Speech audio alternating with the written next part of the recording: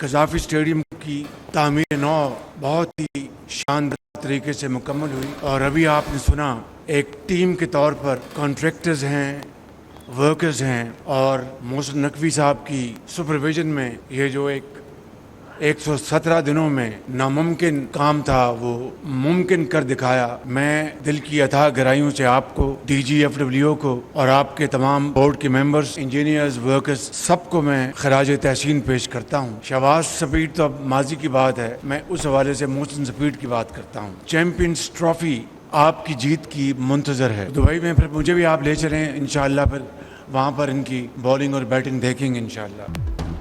محسن speed نے خواب کو حقیقت بنا دیا۔ وزیراعظم شہباز شریف نے نو تعمیر شدہ قذافی اسٹیڈیم کا افتتاح کر دیا۔ محسن نقوی، مریم نواز اور قومی ٹیم کی بھی شرکت۔ وزیراعظم کی ایک بار پھر محسن سپیڈ کی برق رفتاری کی تعریف۔ کہتے ہیں محسن نقوی نے ناممکن کو ممکن کر دکھایا، 117 دن میں نیا اسٹیڈیم بنایا۔ تعاون پر وزیر اعلیٰ مریم نواز کو بھی سراہا۔ قومی کرکٹرز کو مخاطب کرتے ہوئے کہا کہ بھارت کو دھول چٹانی ہے، چیمپئنز ٹرافی جیت کر لانی ہے۔ وزیراعظم نے دبئی میں پاک بھارت میچ دیکھنے کی خواہش کا بھی اظہار کر دیا۔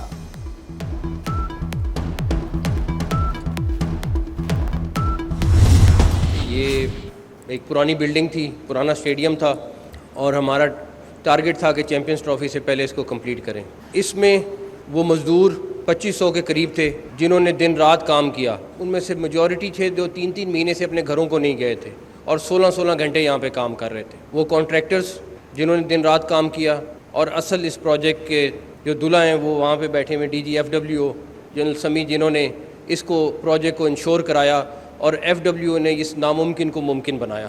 ہمارے اس مشکل موقع پہ بھی ہماری پاکستان آرمی ہماری مدد کو آئی، ادروائز یہ پروجیکٹ آلموسٹ امپاسبل تھا اتنے چھوٹے سے ٹائم پہ کرنا۔ میں نام کسی کا نہیں لوں گا بیکاز ایک بندہ اس میں دن رات اس پروجیکٹ کے ساتھ لگا رہا، اور پریکٹیکلی یہ پورا کا پورا اسٹیڈیم نیا بنایا۔ پاکستان میں 30 سال بعد کرکٹ کا بڑا ایونٹ، ہم سب ایک ہیں، مل کر ایونٹ کو کامیاب بنانا ہے۔ Chairman P C B Mohsin Naqvi کا تقریب سے خطاب، کہا کہ قذافی اسٹیڈیم کی تعمیر میں 2500 مزدوروں نے دن رات کام کیا۔ پی سی بی کی ٹیم لاجواب ہے، ایف ڈبلیو، پاک فوج نے عمدہ کام کیا۔ محسن نقوی نے پنجاب حکومت کے تعاون کی بھی تعریف کی۔ علی ظفر، آئمہ بیگ، قذافی اسٹیڈیم کی رنگینیاں اپنے عروج پر، آتش بازی کا شاندار مظاہرہ، میوزک کا بھی تڑکا۔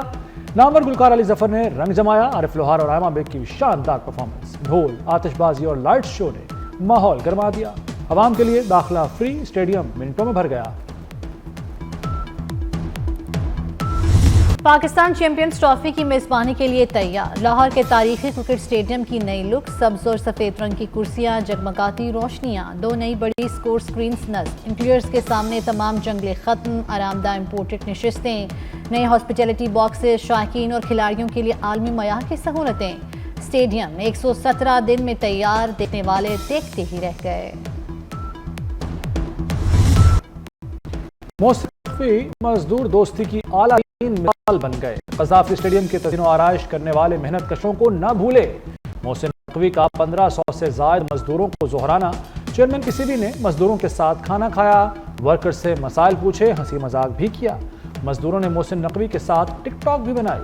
محسن نقوی کا ورکرز کو نیا موبائل دینے کا وعدہ۔ پی سی بی نے تمام مزدوروں کے لیے انکلوجرز بک کروا دیے۔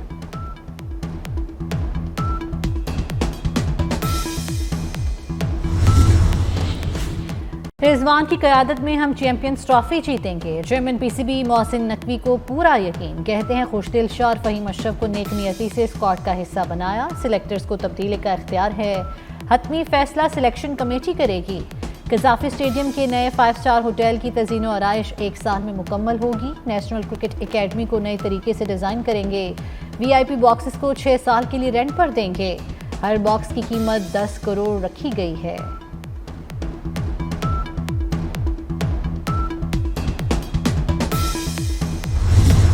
اور گلی گلی بھری بھری تجھے مجھے دیکھے، جیتو بازی کھیل کے، چیمپئنز ٹرافی 2025 کا آفیشیل ترانہ ریلیز ہوتے ہی چھا گیا۔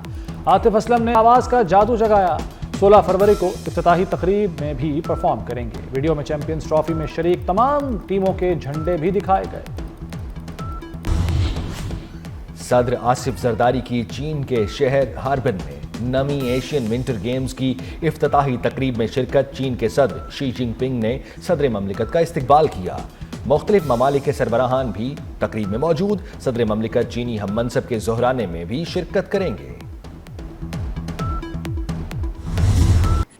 چیئرمین پیپلز پارٹی بلاول بھٹو کی امریکی صدر کی دعائیہ ناشتے کی تقریب میں شرکت۔ امریکی حکام سمیت دنیا کے مختلف رہنماؤں سے ملاقات۔ بلاول بھٹو نے تقریب سے خطاب میں کہا کہ ہمیں مذہب کے نام پر تقسیم کی بجائے متحد ہو کر کام کرنا چاہیے۔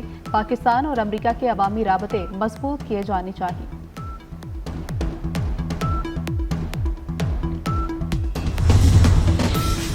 لاہور ہائی کورٹ کا گھروں میں گاڑیاں دھونے والوں کو 10,000 جرمانے کا حکم۔ مساجد میں بھی پانی کے ضیاع کو روکنا ہوگا۔ پانی کی بچت کا آغاز GOR سے شروع کرنا چاہیے۔ پانی کی ری سائیکلنگ کے بغیر پیٹرول پمپ سیل کیے جائیں۔ اسموک تدارک کیس میں جسٹس شاہد کریم کے ریمارکس۔ شہر میں ٹریفک کی ابتر صورتحال پر اظہار ناراضی۔ کہا CTO کو پتہ نہیں چل رہا شہر کی سڑکوں پر کیا ہو رہا ہے۔ CTO اطہر وحید 10 فروری کو ذاتی حیثیت میں طلب۔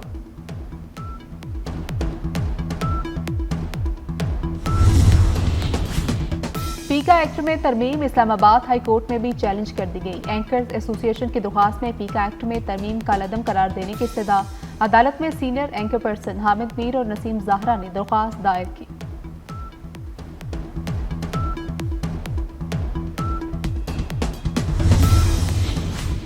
پنجاب اسمبلی میں ایشیا اور جنوب ایشیا کی پہلی 2 روزہ CPA کانفرنس۔ پاکستان، برطانیہ، سری لنکا سمیت 20 اسمبلیوں کے نمائندوں کی شرکت۔ اسپیکر قومی اسمبلی ایاز صادق کا کانفرنس سے خطاب۔ کہا قانون سازوں کے ساتھ مؤثر اور مسلسل رابطے ضروری ہیں۔ پارلیمنٹ ہی عوام کی امنگوں کی ترجمان ہے۔ فیک نیوز اور ڈس انفارمیشن آج کا سب سے بڑا چیلنج ہے۔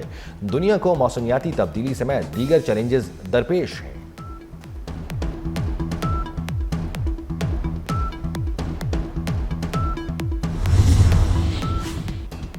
وفاقی وزیر رانا تنویر حسین کے زیر صدارت شوگر ایڈوائزری بورڈ کا اجلاس۔ چینی کی پیداوار اور ضروریات کا جائزہ لیا گیا۔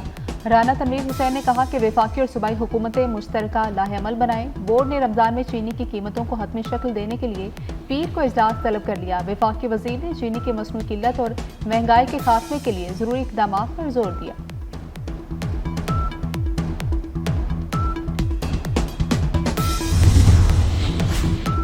امریکہ کا G20 اجلاس کے بائیکاٹ کا اعلان۔ امریکی وزیر خارجہ مارکو روبیو کا کہنا ہے کہ جوہانسبرگ میں ہونے والی G20 سمٹ میں شرکت نہیں کروں گا۔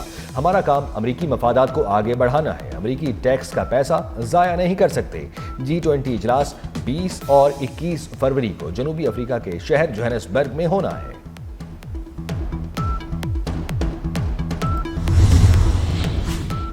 اسرائیلی وزیر اعظم نیتن یاہو کے وارنٹ گرفتاری کیوں جاری کیے؟ امریکی صدر ہزاروں فلسطینیوں کے قاتل کے محافظ بن گئے۔ امریکہ نے بین الاقوامی فوجداری عدالت پر پابندیاں عائد کر دی۔ ٹرمپ نے ایگزیکٹو آرڈر پر دستخط کر دیے۔ انٹرنیشنل کرمنل کورٹ سے تعاون کرنے والے افراد پر بھی مالی اور ویزا پابندیاں عائد کر دی گئیں۔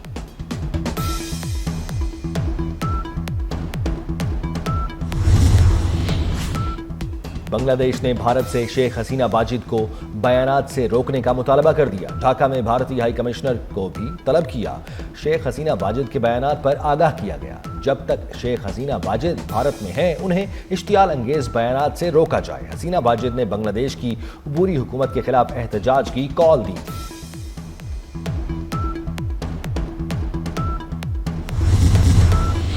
ماورا حسین اور امیر گیلانی کی شادی کی تقریبات، تصاویر اور ویڈیوز سوشل میڈیا پر وائرل۔ دلہا دلہن کی شاندار انٹری، عروہ حسین اور فرحان سعید کے ڈانس کی بھی دھوم۔